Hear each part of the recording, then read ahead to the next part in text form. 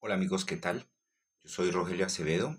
En esta ocasión vamos a hacer un pequeño video a manera de resumen de lo que significa el argumento de Stanislao Zuleta en su libro, que en realidad es una serie de conferencias que él dictó en los años 70 en la Universidad del Valle, titulados Lógica y Crítica. Lo interesante de este título y de su contenido es la idea de relacionar amor y pensamiento. El pensamiento como una suerte de estructura dinámica en la que se va en juego muchas de los deseos y de las carencias humanas. He ahí la relación con el amor. En el mes de octubre tuvimos la ocasión de celebrar en vivo y en directo con algunas y algunos compañeros un taller relacionado con esta obra, relacionando en ese sentido tanto el amor como el pensamiento, cuál es su vínculo con el fundamento filosófico. En ese orden de ideas, este video trata de recuperar algo de lo que se dijo en esa ocasión y también para que le quede a ustedes un, digamos, una excusa para comentar y leer este libro sobre lógica y crítica.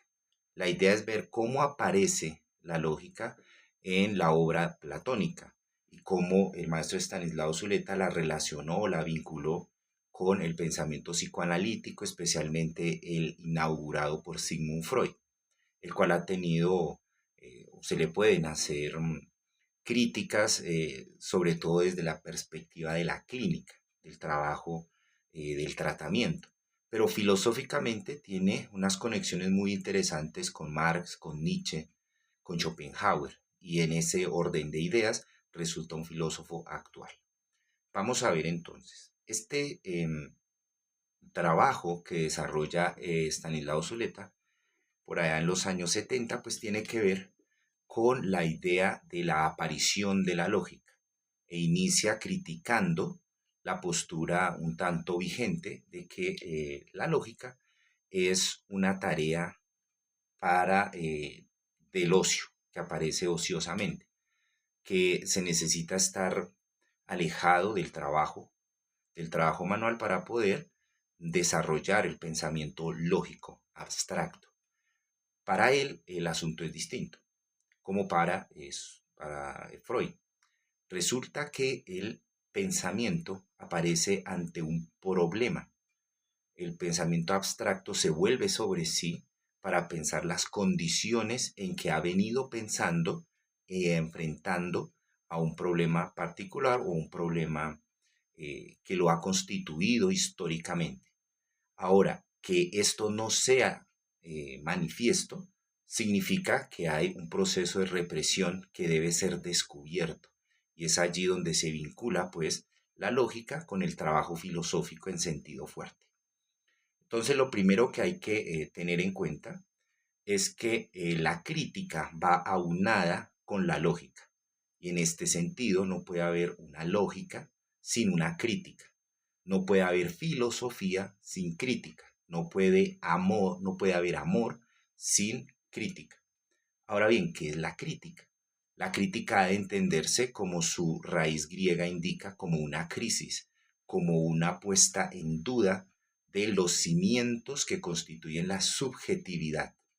De ahí que la filosofía no sea un trabajo estrictamente especulativo, sino sobre todo un compromiso para redescubrir y reconstruir, curar ciertas heridas narcisistas y sociales que los seres humanos han venido desarrollando a lo largo del desarrollo civilizatorio.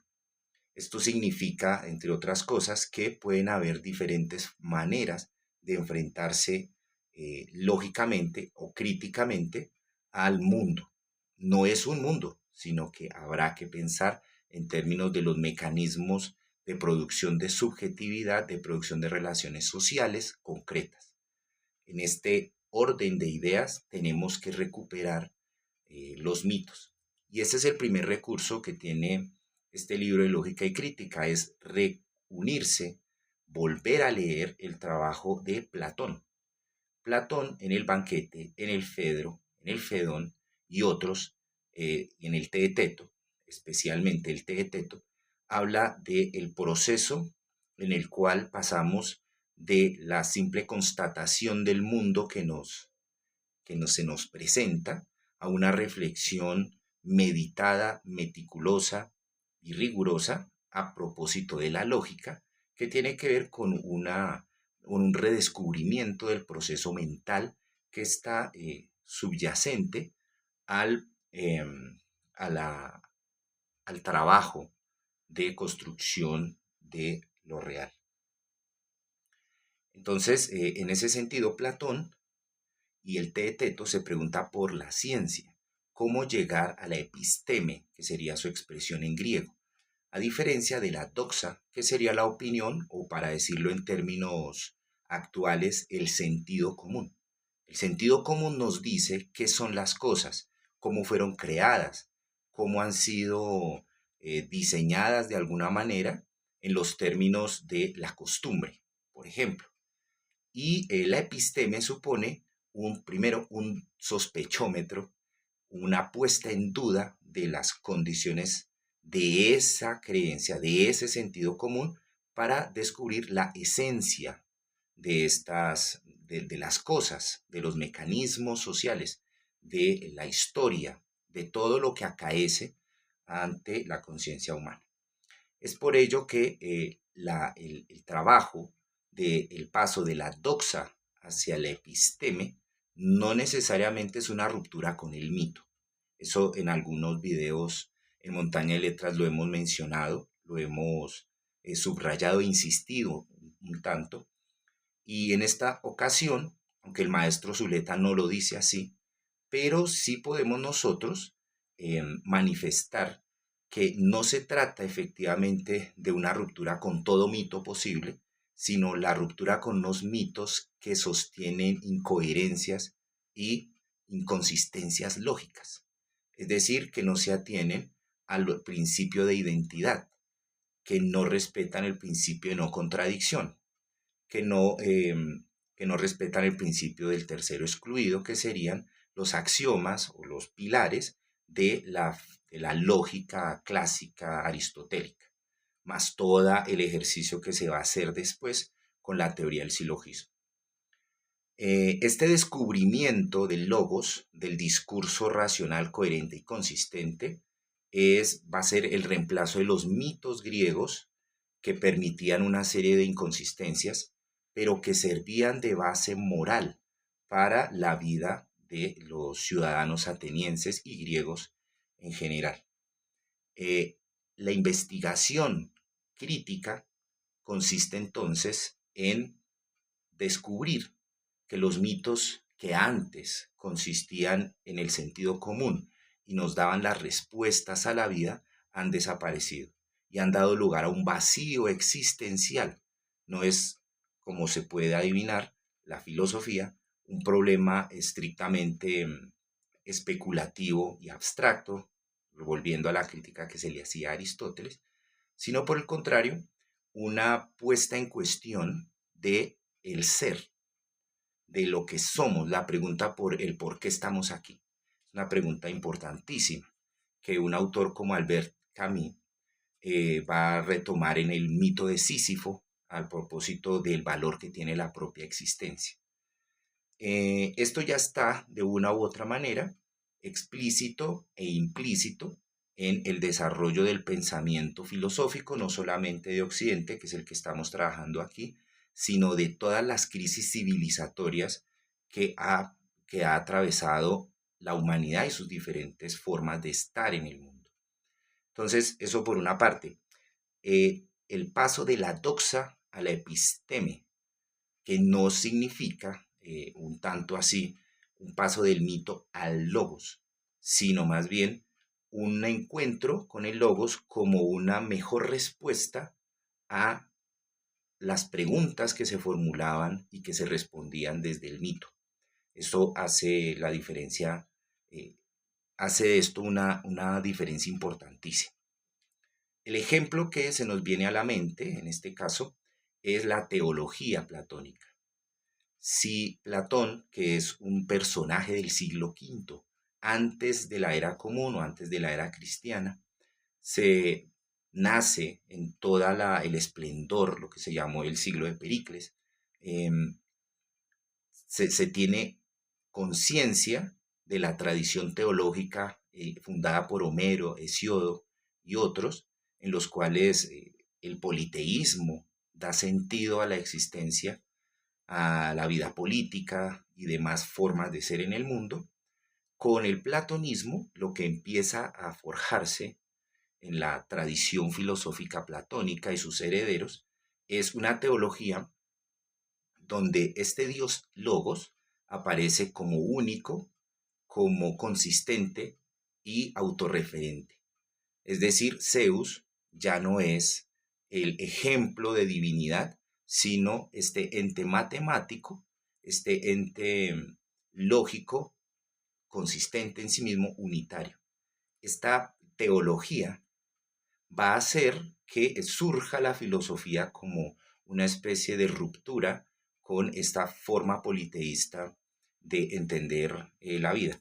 Y paulatinamente, por un trabajo de siglos y de la tradición occidental, este unitarianismo, este monoteísmo de nuevo cuño, va a hacer carrera con el cristianismo, con la visión musulmana también, al punto de erradicar, por lo menos desde la cristiandad, la sacralidad de la naturaleza, quedándonos con una idea abstraída de las relaciones naturales y de las relaciones sociales de producción. Esto va a tener implicaciones muy importantes en terreno político y en el terreno económico, pero por lo pronto volvamos al ejemplo que les comentaba. Esta teología está basada en la tesis de que existe un discurso, logos, se dice en griego discurso, también se dice verbo, bueno, tiene diferentes acepciones la palabra logos. Y una de ellas tiene que ver con el discurso, la palabra fundante, la palabra que de alguna manera permite la comprensión, el acceso a lo real en sí mismo, va a configurarse como esta nueva teología, de la cual una buena parte de la tradición filosófica va a beber. Eh, claro, si se mira con cuidado, esta epistemología va a desarrollarse en una teología, en una epistemología, es decir, un discurso por el conocimiento de las cosas, que tenderá en una muy amplia medida a subordinar lo sensorial a al logos, a la matemática, y por eso de alguna manera se entiende que el conocimiento se deduce de unas categorías que existen antes de la experiencia sensorial. Esto se verá claramente, por ejemplo, en Kant. Sin embargo, bueno, hay una ruptura, especialmente con el pensamiento inglés del siglo XVII y XVIII, en el cual ya no van a ser estas categorías abstraídas de las relaciones sociales de producción, sino otro tipo de abstracción en la que el, los órganos sensoriales van a ser la única fuente desde la cual fundar un conocimiento con pretensión de universalidad, y es lo que nosotros conocemos eh, en las carreras de filosofía como empirismo. Pero esto nos adelantamos un poco, pero tiene su raíz acá, en esta inauguración de un logos, de un discurso que tiene un acceso directo a a la realidad. Un acceso directo, digamos que inmediato, ¿m? Pero que hay que alcanzarlo mediante el estudio de las categorías del entendimiento, que en Platón serían las del universo mismo. Hay algo, hay algo que Stanislao Zuleta reclama y dice que se ha olvidado, y es su vínculo con el amor.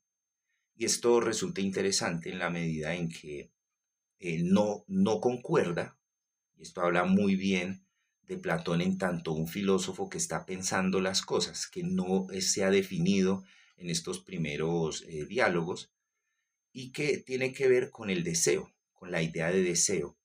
El deseo va a ser entonces el concepto que va a conectar eh, la filosofía, la lógica y la crítica con el amor, con con la resolución de esas, eh, digámoslo así, la satisfacción de ese impulso que puede tener un carácter sexual, por supuesto, y que tendría que desarrollarse en la satisfacción de ese deseo. Entonces, saber y desear vuelven y se vinculan.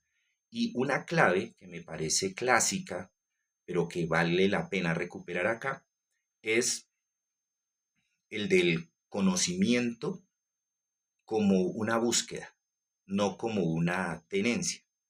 Y esto hace la diferencia entre los sofistas, que eran aquellos maestros que enseñaban a los jóvenes en el ejercicio político para convencer en las discusiones en el ágora, ¿sí? Hay una diferencia y es que estos sofistas enseñan cómo convencer, pero no están preocupados, según la versión platónica, no están preocupados por conocer qué son las cosas en sí mismas. Los filósofos, por el contrario, son conscientes de que carecen de ese saber. Son conscientes del hambre que tienen y por eso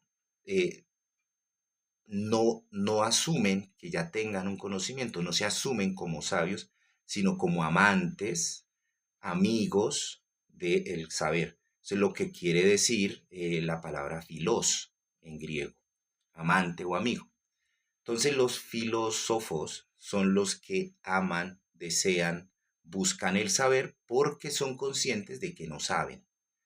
Y esta es justamente la característica del amor, según la definición platónica que se encuentra en el banquete, que hay más o menos 5 o 6 discursos sobre qué es el amor, y lo que sería la filosofía como tal, no la opinión, que estaría aunada más bien al sofista, ¿sí? O a la retórica como un juego eh, de convencer en el ágora, de disuadir, ¿sí? De experimentar eh, una especie de movimiento de masas, como sucede en casi todos los congresos del mundo, o quizás en todos, donde no hay un verdadero interés por el conocimiento, sino convencer de acuerdo a las emociones de un público descontento. ¿Mm?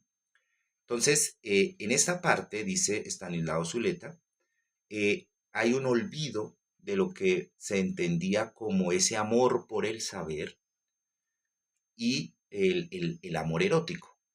Y dice él, desde su perspectiva, Zuleta, que esto vuelve a encontrarse es con Freud, justamente en la posición en la que se define el deseo como un deseo de algo que no satisface nunca. El deseo es un deseo insatisfecho, diría un discípulo de Freud, Lacan. En este sentido, la conciencia de la carencia da posibilidad del deseo y se demuestra entonces en ese orden de ideas cuáles serían, digamos, los elementos principales para emprender ese camino hacia el conocimiento. Y es que son en dos partes, se pueden establecer acá. Uno no va a desear algo que jamás ha tenido. Y si ya lo tiene, no lo desea. Entonces, se puede incluir en esta idea, eh, según Platón, la teoría de la reminiscencia, la teoría de la ignorancia, que ya la mencionamos, pero ahora viene la teoría de la reminiscencia, que consiste en que conocer no es descubrir algo nuevo, sino descubrir algo antiguo, algo que ha quedado oculto tras este velo de malla, llamémoslo así, aunque esto es propiedad, o bueno, es originario de los Vedas, pero este velo de malla pudiera acercarse un poco a esta idea platónica de que el mundo como tal es una cueva en la que el alma ha estado prisionera y que conocer es acercarse a esa luz, salir del cuerpo, que es una cárcel, y descubrir la plenitud del ser. Este descubrir la plenitud del ser es precisamente el amor, es precisamente la búsqueda del conocimiento y esto se hace por medio del discurso, no se puede hacer por medio de los sentidos, se tiene que hacer por medio del discurso. En el caso del amor, entonces se sabe inconscientemente, porque estamos en una cárcel, recuerde, para Platón, estamos atrapados en un cuerpo y hemos olvidado que alguna vez hacíamos parte de lo divino, parte del más allá. Y en este más acá tenemos que hacer un esfuerzo, sufrir por descubrir aquello que hemos olvidado. Entonces ha ingresado el concepto de tiempo. Y este concepto de tiempo, para decirlo ahora en términos modernos, se parece al deseo que uno tiene por las cosas en términos y por las personas en términos de la posibilidad de perderlo.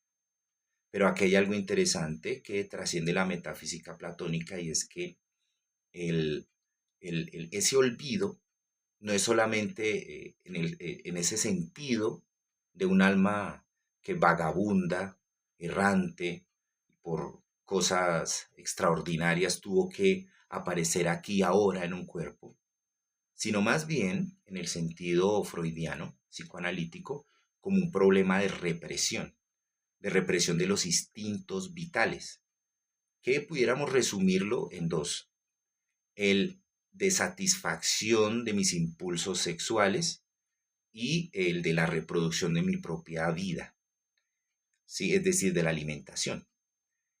Al reprimirlas, que no es negarlas, sino reprimirlas, postergarlas, ya se introduce la idea de tiempo, se ejerce una represión. Y el amor sería, en cierto sentido, una tendencia a satisfacer esos deseos que han sido coartados en su fin. Hay una obra que yo les recomiendo para los que estén interesados en esta teoría del amor freudiana, que se llama Los dos principios del suceder psíquico, en el cual expone Freud la idea del principio de realidad y el principio del placer. Estos instintos vitales harían parte de ese principio del placer al que se le antepone el principio de realidad, se le opone, generando una situación dialéctica. Y allí necesitamos entonces, para volver al inicio de nuestro tema, una lógica de contrarios, una lógica de relaciones, una lógica dialéctica, que no esté supeditada a la simple definición de las cosas, sino de la confrontación de la idea con la cosa, que Aristóteles de una u otra forma, esto puede resultar equívoco, lo llamó lógica apofántica. Eh, esta contradicción, esta tensión entre el principio de realidad y el principio de placer genera la subjetividad.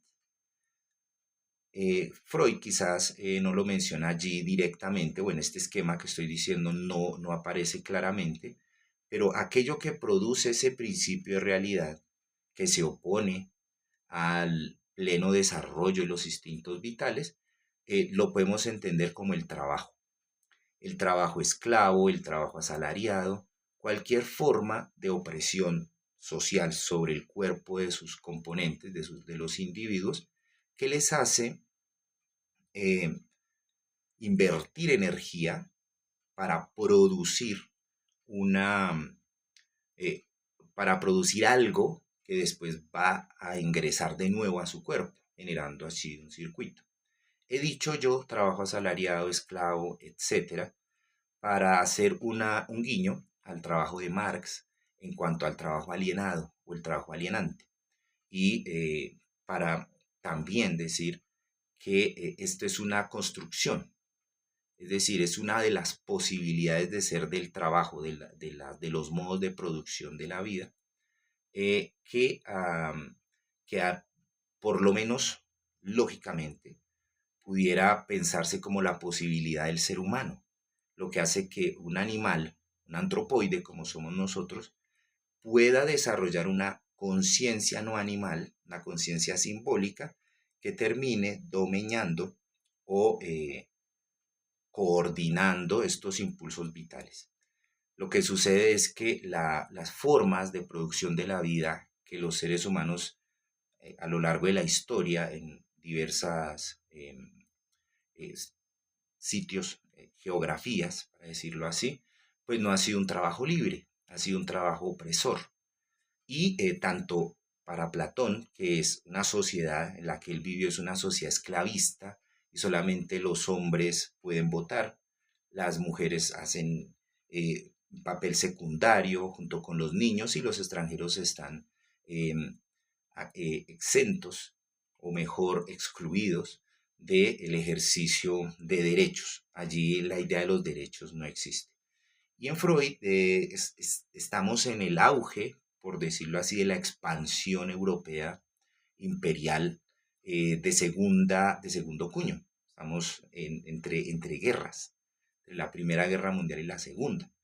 Entonces, la idea que se tiene de represión de los instintos vitales puede reflejarse en las diferentes instituciones de la Austria de su tiempo. Y qué más decir nosotros desde América Latina, por ejemplo, donde esas instituciones económicas, políticas y sociales se representan de una manera mucho más radical, ¿sí? En términos del racismo, en términos del eurocentrismo, en el cual nosotros simplemente aparecemos como subyugados. Entonces ya tenemos diferentes elementos aquí que componen, digámoslo así, el universo de este texto de lógica y crítica. Y para terminar, quisiera volver sobre lo dicho como para marcar algunos hitos. Entonces, en primer lugar, estamos diciendo que el amor aparece conectado o por lo menos contrastado o igualado, en algunos casos, con el pensamiento, con el logos, pero no el logos como conquista, sino como proceso. Entonces, por eso hablamos más de filosofía, amor por el saber, que por sofos, que por sabiduría. ¿M? Es más, es un deseo que no se cumple o que estamos en esa briega, para utilizar una expresión coloquial. El amor se representa en Platón y en Freud de esa manera, como deseo de lo que no se tiene, pero que se tiene conciencia de que se tuvo o que se puede perder. Y que todo esto, toda esta sabiduría, este sabor, eh, esta intuición de poder perder ese objeto o de desear ese objeto, tiene que ver con una teoría de la ignorancia. Saber que no se sabe es ya poner en duda la doxa e ir en la búsqueda de la episteme, del conocimiento. La teoría de la ignorancia está relacionada con la reminiscencia, es decir, que uno efectivamente, para Platón, uno efectivamente no descubre algo nuevo, sino que descubre algo olvidado. Es importante entonces que se entienda que ya de alguna forma en nosotros como personas y como sociedad contenemos los elementos para el amor, ¿sí? Amar pareciese una dirección hacia un objeto que de alguna manera creemos nos va a compensar. Son antagónicas las dos instancias que hacen posible el desarrollo civilizatorio, es decir, donde surge el logos y donde surge la crítica y al mismo tiempo donde surge el amor. Y esto lo planteábamos nosotros desde un antagonismo entre el principio del placer y el principio de realidad. Y ya para finalizar, recomendar entonces la lectura del banquete, revisar los discursos de Aristófanes, de Pausanias, de Agatón, pero especialmente el de Sócrates relacionado con Diotima y la tesis de que o sea, pedagógicamente muy interesante, del nacimiento de Eros. Es hijo de la abundancia y de la pobreza. La abundancia se puede entender aquí como recurso, como la manera de buscar aquello que uno no tiene. Y la pobreza, pues, es precisamente ese reconocimiento desde la ignorancia. Recomendarles este libro, El banquete, El Fedro también, para encontrar allí las contradicciones que se tienen. Y nada, dejamos hasta acá y para una próxima ocasión en Montaña de Letras y en mi canal, Rogelio Acevedo. Entonces, hasta pronto.